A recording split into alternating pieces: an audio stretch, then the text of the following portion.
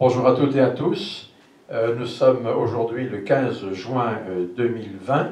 Nous espérons que votre santé est bonne et qu'elle se maintient. N'oubliez pas de vous abonner et de souscrire pour avoir ainsi accès en premium aux produits de la chaîne Ta parole est une lampe à mes pieds. Nous entamons aujourd'hui un domaine ou un sujet technique, spécifique et aussi antique, à savoir la fantastique histoire des facsimilés du livre d'Abraham, et nous allons donc nous interroger sur l'arrière-plan historique, notamment en matière d'égyptologie, qui nous intéresse, puisque Joseph Smith avait joint au livre d'Abraham l'ensemble du matériel dont il disposait, notamment 3 facsimilés, 3 vignettes égyptiennes, qui ont causé beaucoup de questions, qui ont fait poser beaucoup de questions, mais également qui recèlent un énorme trésor. Alors, nous vous proposons d'examiner le sujet en 3 parties.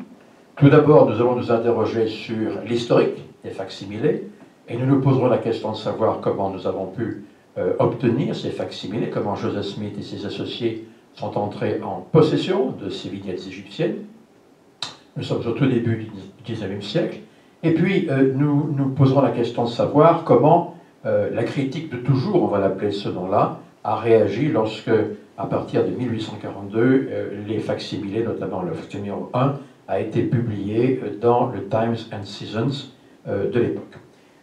Enfin, troisièmement, nous allons sauter à pieds joints, passez-moi l'expression, dans l'analyse exhaustive et assez minutieuse du facsimilé numéro 1.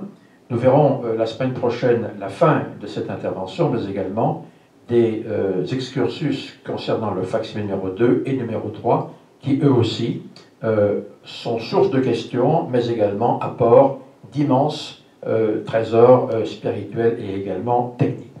Alors aujourd'hui, nous allons nous intéresser donc à la fantastique histoire des facsimilés d'Abraham. Nous vous recommandons d'ouvrir votre Père de Grand Prix, notamment à l'adresse ou à la page où figure le premier de ces facsimilés. Et comme il faut commencer, soyons chauvins, tout commence par une bataille, et notamment une bataille menée par Napoléon Bonaparte. Il n'est pas encore Napoléon, il est tout simplement Bonaparte, il est premier consul. En 1798, la France a une préoccupation politique et militaire très précise. L'ennemi héréditaire est l'anglais, mais ça vous le saviez déjà, et il est question pour la France de couper net les aspirations anglaises dans l'est de la Méditerranée. En fait, on veut faire de la Méditerranée une sorte de grand lac français qui nous permettrait, sur le plan politique, sur le plan militaire et sur le plan économique surtout, de pouvoir rejoindre l'Europe de l'Ouest à la Palestine. Bien évidemment, au grand dam des Anglais. Et à ceci, il faut ajouter qu'en 1798, la France, sous l'égide du premier consul, donc Bonaparte, va envoyer en Égypte une flotte absolument considérable. On part avec plusieurs dizaines de vaisseaux, mais également des dizaines de milliers de fantassins, et Napoléon, plus exactement Bonaparte, a une arrière-pensée. Il s'agit bien évidemment de s'implanter en Égypte pour gêner militairement les Anglais, mais surtout de faire une œuvre relativement nouvelliste, à savoir une œuvre de presse scientifique. Car à l'expédition, se sont joints des savants, se sont joints des peintres, se sont joints des dessinateurs qui vont nous donner une vision que les Français n'ont pas, mais une vision très précise de l'Égypte.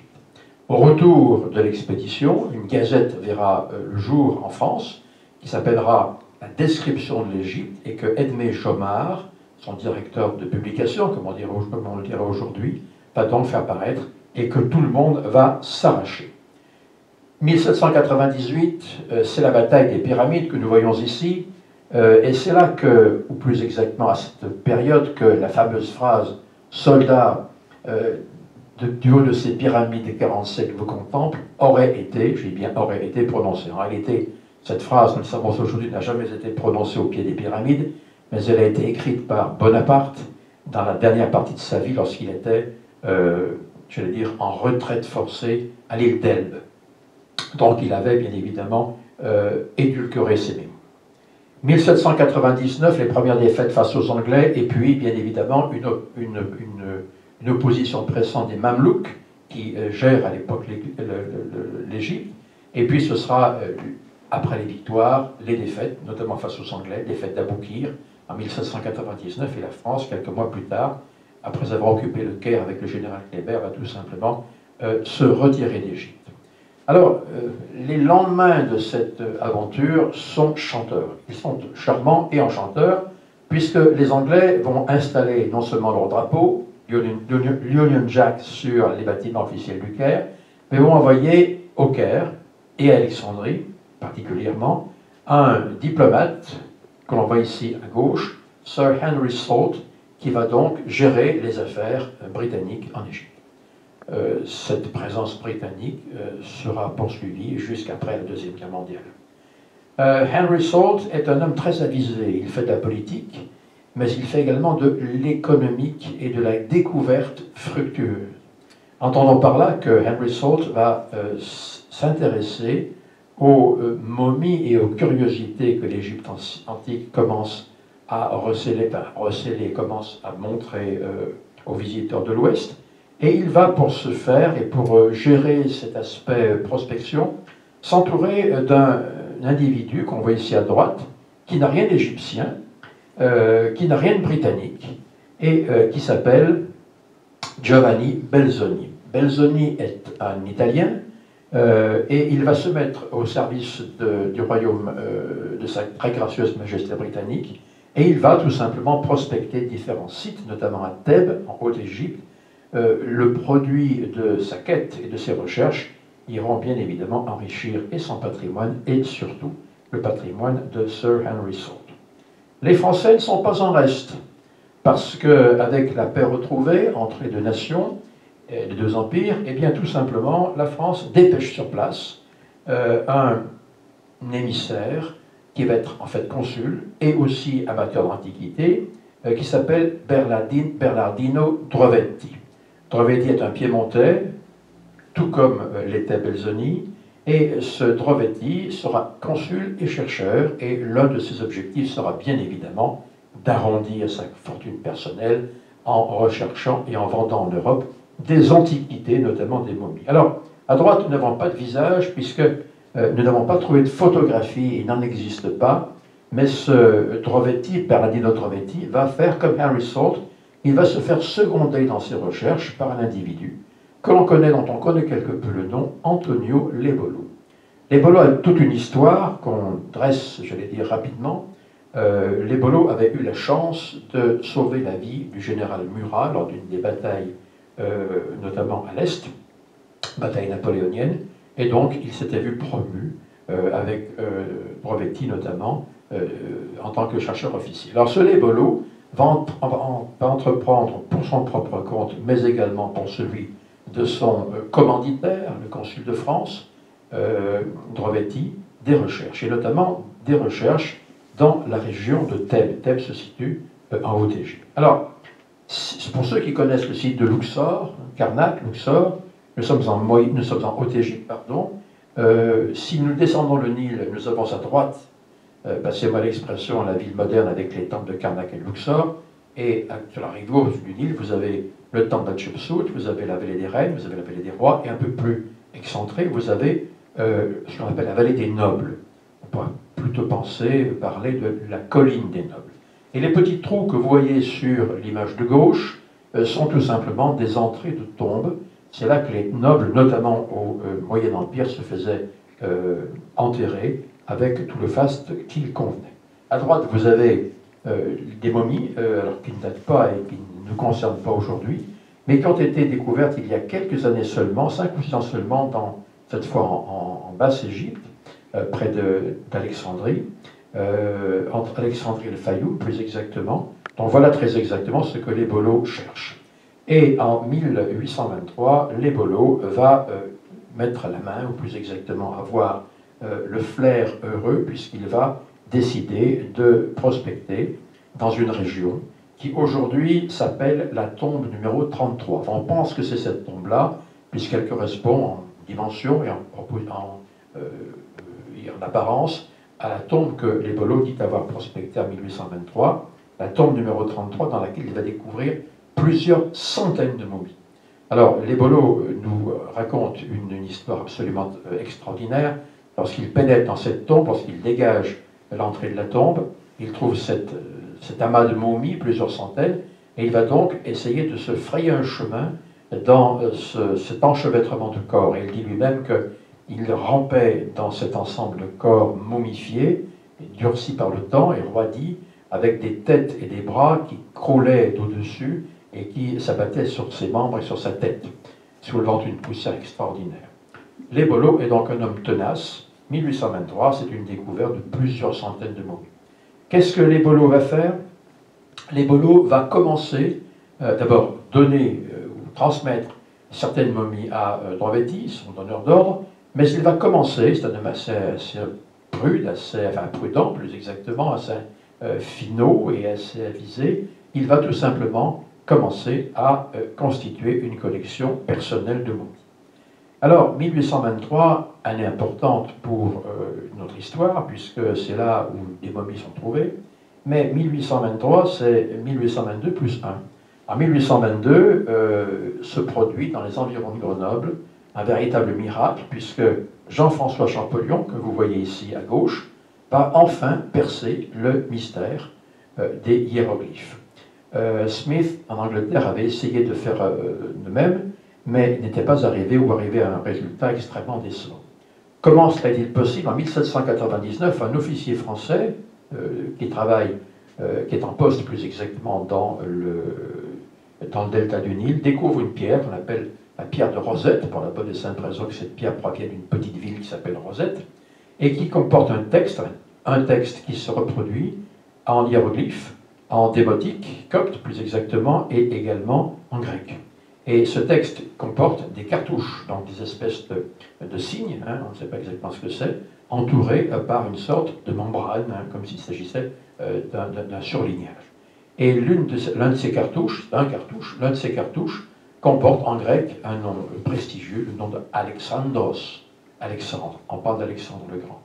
Donc Champollion va tout simplement repérer ce nom dans les textes coptes et également hiéroglyphiques, et il va ainsi pouvoir établir une correspondance très simple entre le grec, entre certaines lettres grecques et les lettres qui correspondaient en copte et en égyptien hiéroglyphique, pour commencer à mettre sur pied une correspondance orthographique. C'est ainsi que les hiéroglyphes vont être tout simplement voir leur mystère percé. Alors revenons à notre histoire. 1823, les Bolos a donc une collection de momies. On pense qu'il en a 8 ou 9. Les Bolos est un homme à la santé finalement fragile. Il va tout simplement, dans les 2 années qui vont suivre, se diriger vers l'Europe avec ces 8 ou 9 momies. Il va faire escale dans le port de Trieste, donc près de Venise, et là, eh bien, tout simplement, l'histoire nous dit, l'histoire qu'il faut bien sûr revoir, nous dit que après sa mort, après quelques jours d'intense souffrance, il va donc léguer les momies dont il dispose à un neveu dont le nom serait Michael Chandler. Alors, cette filiation un peu bizarre a fait couler beaucoup d'encre. Il y a donc 2 possibilités, soit Michael Chandler, qui est irlandais, il n'y a rien à voir avec l'Italie, il est irlandais, aurait été un neveu par alliance de les Bolos, personne n'en sait rien, semble extrêmement peu probable, ou bien alors les Bolos auraient vendu à soit un plénipotentiaire prussien, le général Minutoli, soit à un diplomate anglais, Smith, quelques-unes de ces momies, et c'est ainsi que ce Smith aurait légué à Michael Chandler, son neveu, c'est un peu plus probable, l'ensemble du stock. Alors, vous avez donc une transmission qui est assez improbable, en tout cas non élucidée, des 9 momies, soit la filiation de Chandler, on voit effectivement ici le port de Trieste, enfin, disons le rivage de Trieste, soit tout simplement la transmission par soit un général prussien, soit un diplomate anglais. Alors, vous voyez à gauche donc le port de Trieste, le rivage de Trieste, et vous avez à droite donc une photographie de la ville de Dublin. Au début du XIXe siècle, une famine terrible sévit en Irlande, et c'est ainsi que les 9 corps arrivent dans des caisses en bois, on les a mis dans des caisses en bois, pour que Chandler en prenne possession. Pas de chance, puisque ce même Chandler a émigré donc irlandais, aux États-Unis, et il se trouve donc dans l'Est américain. Chandler va absolument s'en être très curieux, très inquisiteur, il veut savoir exactement ce qui se passe et ce que représentent ces momies, et il va s'adresser à quelqu'un que nous connaissons bien en tant que membre de l'Église, un nom connu, le professeur Charles Anton. Quelques années plus tard, ce nom réapparaîtra dans l'histoire de l'Église, puisque c'est lui que Martin Harris va solliciter pour avoir son avis sur certains signes recopiés à partir des plaques du livre de Mormon. Vous avez ici deux photographies, un daguerreotype plus exactement et un portrait peint de Anton à 2 années de sa vie, de sa vie. On voit que sur la photographie de gauche, Anton est quelqu'un de caractère. C'est quelqu'un qui ne s'en laisse pas compter. Chandler l'interroge pour savoir ce qu'il y a sur ce que représente l'hiéroglyphe. On est juste après la découverte de Champollion, mais qui n'a pas encore atteint la côte est des États-Unis, et il est donc certain que Anton ne pourra donner qu'un balbutiement d'explication. Mais enfin, il a été consulté. Anton était véritablement le linguiste par lequel tout le monde devait passer, le passage obligé en quelque sorte, passage obligatoire pour ce qui était de la traduction de documents anciens. L'histoire de Martin Harris nous en dit quelque chose. Alors, Anton indique à Chandler qu'il ne peut absolument pas traduire. Mais sur les quais de la douane à New York, quelqu'un qui, on n'en sait rien, va indiquer à Michael Chandler qu'il y a un peu plus à l'ouest une sorte de voyant excentrique qui pourrait lui donner quelque aide parce qu'il avait déjà traduit des textes anciens. Ce quelconque individu s'appelle Smith, Joseph Smith. Et c'est ainsi que Michael Chandler arrive à Kirtland avec un chariot rempli de corps, n'est-ce pas, 9 corps, qui contiennent sous leurs bras certains papyri, certains documents égyptiens, certains documents extrêmement importants. Vous avez à gauche, le visage un peu émacié d'Oliver Cowdery, qu'on ne connaît pas sous cet aspect-là, n'est-ce pas, mais voilà, Oliver Cowdery était pris dans les années 1850. À droite, vous avez le visage de Warren Parrish, qui était quelqu'un très proche du prophète, et qui notamment a servi de secrétaire personnel au prophète pendant plusieurs mois. Oliver Cowdery reçoit Chandler, il ne donne aucune réponse de la part de l'Église, il se contente de prendre un petit morceau de papyrus qu'il va détacher et qu'il va remettre à Joseph Smith. Joseph Smith, nous dit Oliver Cowdery, va s'isoler dans sa chambre d'études pour voir ce dont il s'agit. Il revient précipitamment en disant « il faut acheter la collection, il y a là quelque chose de très très important ». Joseph Smith est littéralement ému par ce qui vient de lui être donné. Et c'est ainsi que l'Église va se cotiser, parce que l'Église à Kirtland n'est pas une Église très riche. Et c'est ainsi que les $2400, somme absolument pharaonique en espèces, et à l'époque, va être rassemblée par les membres de l'Église. Cette somme va être remise à la famille Smith, qui, elle, va faire l'acquisition des papiers. La question se posera plus tard de savoir à qui appartiennent les documents égyptiens. À l'Église, qui s'est cotisée pour donner les $2400 en question à Joseph Smith, ou bien à la famille Smith qui a reçu l'argent et qui a fait l'acquisition. Juridiquement, les papyri et les momies appartiennent à la famille Smith. Alors, ce que nous savons, c'est que malheureusement, le 26 juin 1844, Joseph Smith est décédé. Jusqu'à cette date, les papyri et les momies vont être entreposés dans le temple de Kirtland, puis ils seront ensuite déménagés pour être également sécurisés à Nauvoo. 26 juin 1844, Joseph Smith, on voyait ici le masque funéraire, décède avec Hiram Smith, son frère, et donc la collection, momie et également papyri, échoua plus exactement à sa légataire universelle, à savoir Emma, sa femme. Or, Emma, qui a pris certaines distances avec l'Église à cette époque-là, refuse totalement de rendre les annales, mais également les momies, à l'Église et les conserve par devers elle. Que va-t-il se passer après la mort d'Emma, qui avait épousé le colonel Bedamon? Eh bien, Emma va tout simplement garder les corps et les momies, mais commencer à les vendre.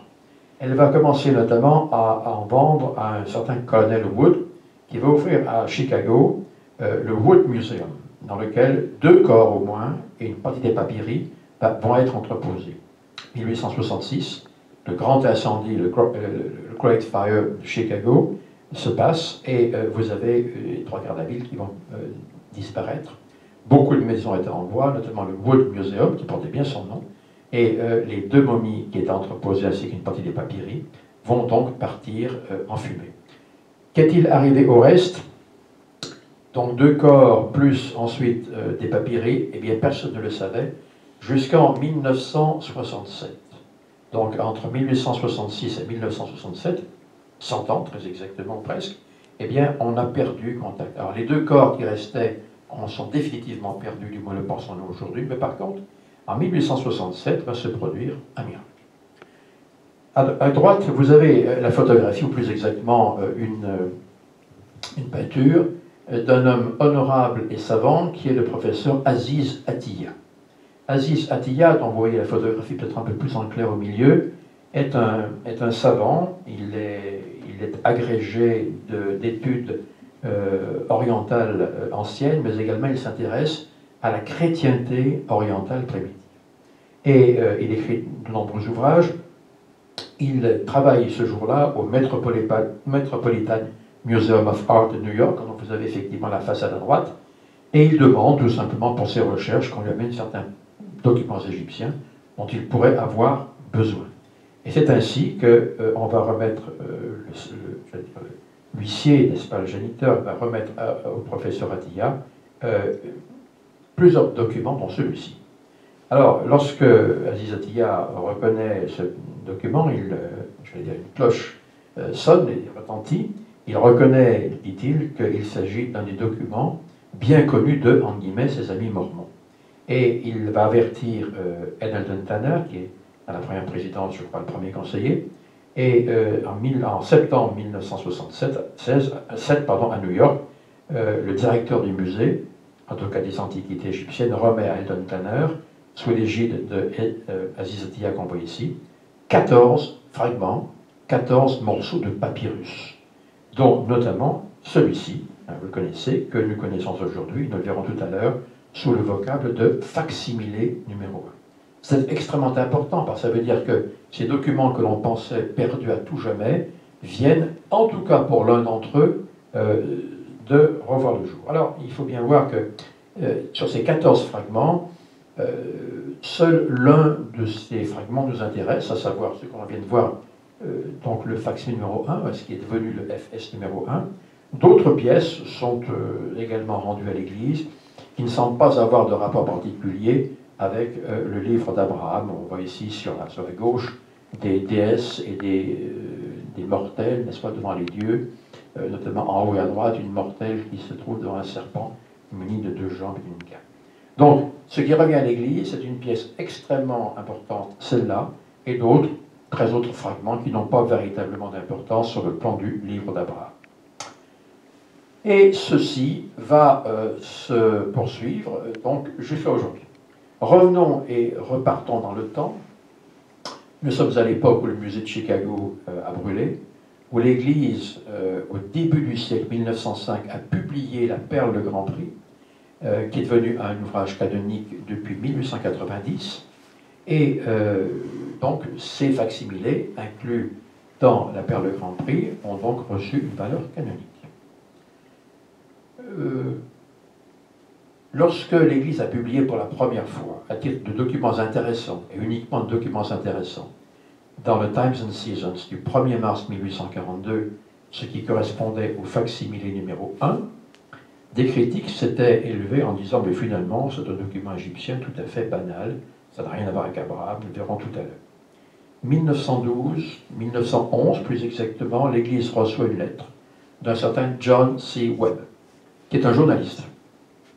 Ce journaliste veut faire un mémoire, un article, un papier, comme on dirait aujourd'hui, sur l'Église mormone, dont il est relativement proche, sur le plan des idées.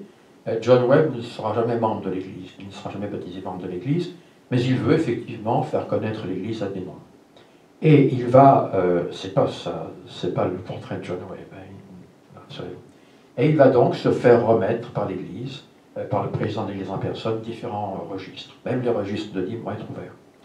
Et l'article étant écrit, John Webb va dire au prophète de l'époque, Eh bien, si je peux vous rendre l'appareil, n'hésitez pas, je le ferai. Vous avez été bon pour moi, je serai bon pour vous. Si je peux aider l'Église en quoi que ce soit, je peux le faire.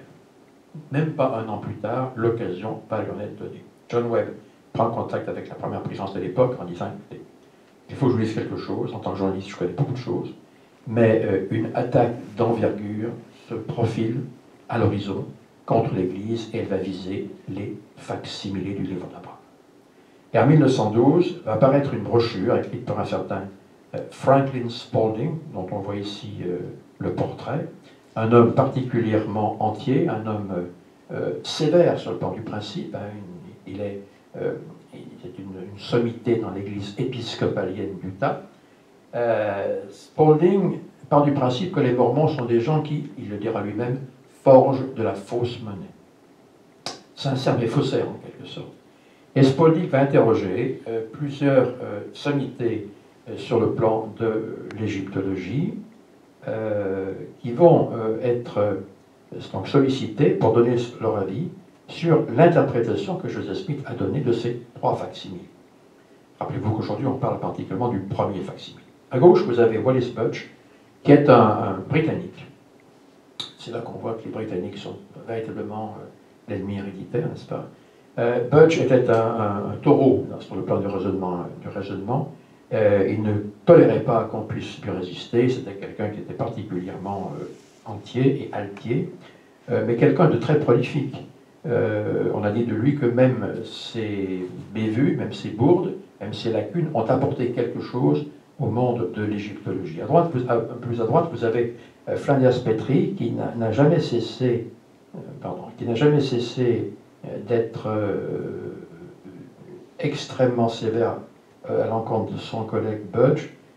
Petrie est un égyptologue, peut-on parler d'égyptologie à cette époque, hein, c'est une science balbutiante, mais est un début un égyptologue qui est relativement avisé, relativement prudent. Également, Franklin Spaulding va écrire à un Allemand, le docteur Edward Meyer, qui lui régnait sur la chaire égyptologie de Berlin, de se prononcer sur les interprétations de Joseph Smith. Et puis, Cocorico, Spaulding va également avoir recours à un Français, Théodule Deveria, qu'on voit ici dans son habit d'académicien, pour lui demander également que pensez-vous des traductions et des interprétations de Joseph Smith, notamment sur le facsimilé numéro 1. Et ces 4 savants, il y en a d'autres, une quinzaine à peu près, vont donner un avis non pas convergent, mais divergent avec celui de l'Église, en disant mais il n'y a aucune difficulté, on peut se faire une idée très très précise, Joseph Smith s'est trompé surtout. Quand Joseph Smith interprète telle figure de tel facsimilé, il y a une confusion, ou plus exactement une bévue, il y a un manque de connaissances, il y a une absence de connaissances terrible qui sombre et qui le confine à véritablement le grand n'importe quoi. Par exemple, nous dirons nos experts, lorsque Joseph Smith interprète le fax numéro 1 comme étant une scène de sacrifice, non, d'abord il n'y a pas de sacrifice en Égypte, ce qui aujourd'hui tout à fait contesté. Il ne s'agit pas de quelqu'un qui est sur un autel en train d'implorer un ange, il s'agit tout simplement de quelqu'un qui est mort, qui est en train d'être embaumé et dont on voit en haut à droite, non pas un faucon qui le survole, mais l'oiseau bas, donc qui représente son âme. Donc ce n'est pas du tout une scène de sacrifice, c'est plus exactement une scène d'embaumement ou de momification. Voilà une scène de momification qui nous vient, je crois, de la tombe de Sennacherib, dans la vallée des Nobles, œuvre du Moyen Empire. Lorsque vous pénétrez dans la tombe, vous avez l'impression que la peinture vient d'être dressée et peinte. Également, le feu de l'artillerie va se poursuivre. Ce que nous interprétons, ce que Joseph Smith interprétera comme la figure numéro 1, l'ange du Seigneur, qui vient au secours de Abraham, ne serait pas du tout un ange ou une figure céleste, mais tout simplement l'âme du défunt qu'on appelle l'oiseau bas. Un individu en Égypte a plusieurs tranches napolitaines, il y a le nom, l'ombre, il est sur son corps, il a son bas, il a son cœur, tranches napolitaines qui font qu'un individu existe sur la terre, mais également dans l'éternité. Et lorsqu'on meurt, lorsque vous mourrez, eh bien votre âme, sous la forme d'un oiseau, s'échappe de votre corps, sort de la tombe le jour et puis rentre dans le sarcophage la nuit. Donc le messager du Seigneur, l'ange du Seigneur, serait en fait un vulgaire oiseau bas. Encore une fois, nous avons affaire, nous disent nos spécialistes, à des documents totalement classiques. Même chose pour le facsimile numéro 2. Je vous ai mis ici le facsimile numéro 2 tel que nous l'avons dans nos livres canoniques, vous le reconnaissez, d'accord? Et je vous en ai mis un autre qui lui est tout à fait semblable, qui n'est pas notre facsimile numéro 2, mais qui lui ressemble comme un frère jumeau. Les facsimilés ont les hypocéphales plus exactement, ont une fonction particulière. Ces figures rondes sont faites d'or, de bois, de stuc ou de papyrus. Et elles sont placées sous la tête du défunt pour qu'au moment de la résurrection, il y ait assez d'humidité pour, je vais dire, réhumidifier le corps qui va se lever, mais également que des flammes puissent sortir de sous la tête pour redonner vie au défunt. Donc c'est un motif funéraire qu'on retrouve et qui apparaît à partir du 6e, 7e siècle avant Jésus-Christ, pas à l'époque d'Abraham. Donc ces gens-là vont avoir à cœur de dire attention, Abraham n'a pas pu dresser ses ouvrages, pour la bonne et simple raison qu'Abraham c'est environ moins 19, moins 20 siècles avant Jésus-Christ, alors que là on est au moins 6e, moins 7e siècle. En tout cas, ce n'est pas un document funéraire, un document, je veux dire, spirituel attribué à Abraham, un document funéraire classique, à telle enseigne, dira-t-on, que voilà, en voici d'autres, n'est-ce pas, des facsimilés, des hypocéphales, qui sont tout à fait communs. Alors pourquoi hypocéphale? Parce que le mot hypocéphale veut dire sous la tête. Hypoképhalène en grec, sous la tête, c'est donc cette espèce de figure ronde qu'on mettait sous la nuque des morts pour qu'ils puissent se réveiller à bonne époque. On continue, les spécialistes de Spalding nous diront, mais vous voyez, pardon, le facsimile numéro 3, qui est une scène de présentation d'Abraham devant le pharaon, c'est pas ça du tout. Celui qui est assis sur le trône, c'est pas du tout pharaon, c'est en fait Osiris, on reconnaît sa couronne avec des plumes, et la personne qui est derrière, votre pharaon, eh bien tout simplement, c'est, on le voit ici, voilà, ce n'est pas le prince de Pharaon, mais c'est tout simplement Hathor-Isis, qui est une figure de proue dans la mythologie. Je vous ai mis également à droite un papyrus du Moyen Empire, où l'on voit à peu près cette scène, le trône, Osiris assis sur le trône, Isis Hathor qui est donc cette déesse importante, et puis donc Thoth qui s'avance. Donc nos scientifiques, nos savants vont nous dire, mais attention, donc vous n'avez absolument pas compris, puisque nous avons ici des personnages, en tout cas des scènes particulièrement classiques, ce ne sont que des scènes funéraires. Et puis il y aura l'accusation suprême, on peut appeler le faux et usage de faux. On va dire, attention, si on prend en compte le facsimile numéro 2, voilà ce que vous avez à gauche dans vos livres canoniques peut-être, mais voilà très exactement au milieu comme il se présentait. Il était amputé, il avait été détruit en partie, très certainement par la dent des insectes pendant des millénaires, et Joseph Smith a donc recomposé, on voit ici à droite les zones un petit peu en surplomb, qui ont été recomposées et qui ne correspondent pas à grand-chose. Donc Joseph Smith aurait fait du remplissage.